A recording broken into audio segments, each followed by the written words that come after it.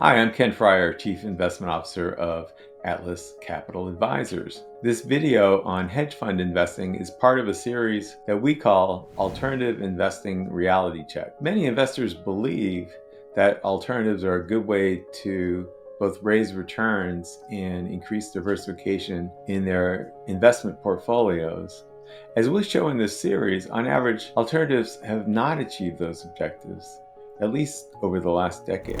The assets in hedge funds have grown rapidly. As this chart shows, there's $5 trillion invested in the category now, and that's more than double what it was a decade ago. Key reasons that people invest in hedge funds are there's access to very highly skilled investors and traders. There's types of investments that are hard to access otherwise. There's a hope for absolute return, that your hedge fund manager will deliver positive returns in any market environment. And there's this expectation that your hedge fund investment is a good diversifier. Unfortunately, on average, hedge funds have not delivered good returns for their investors or been diversifying.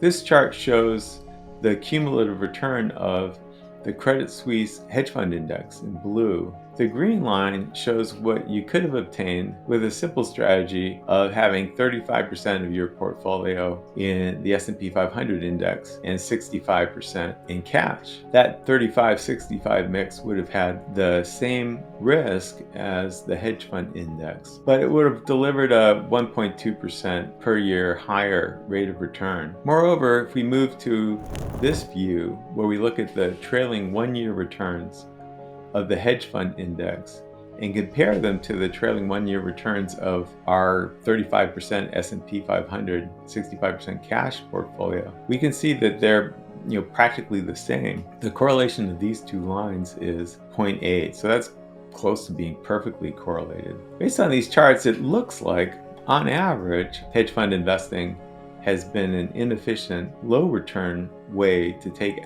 equity risk.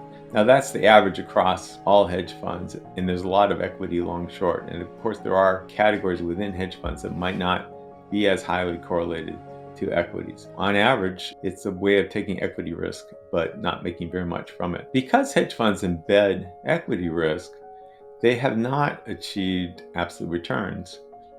Investors in hedge funds have lost money on occasion.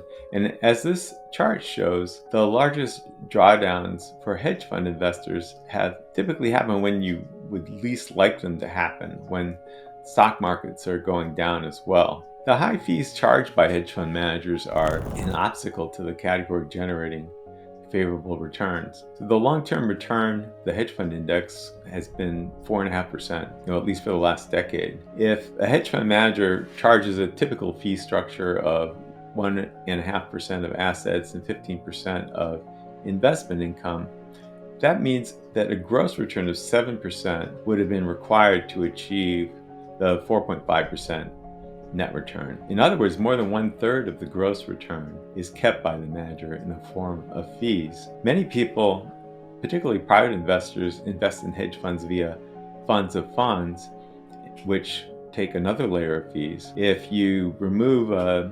1%/10% fee structure from the 4.5% net return, the fund of funds return might be 3.4%. More than half of the gross return would have gone away to fees, and you're left with less than half of it as your own return. The investors who might benefit from investing in hedge funds are those who have the resources to identify the better ones in advance. There's much more dispersion in hedge fund outcomes than outcomes from the mainstream asset classes. This chart, using data from JP Morgan, shows the 25th, 50th, and 75th percentile of hedge fund outcomes over the last decade. An allocator who has skill to select the quote-unquote top quartile managers in advance could have achieved favorable results as a hedge fund investor. Large, sophisticated institutional investors such as the university endowments have been able to do that. Such an investor would have direct access to the manager, would visit the manager's premises frequently, and would spend many months doing a deep analysis of the performance, the strategy, the business operations, etc., before making a choice. If your hedge fund selection is done with that level of access and diligence, then you might have the possibility of success as a hedge fund investor. Otherwise, there's a good chance of ending up with these average results that we're critiquing here,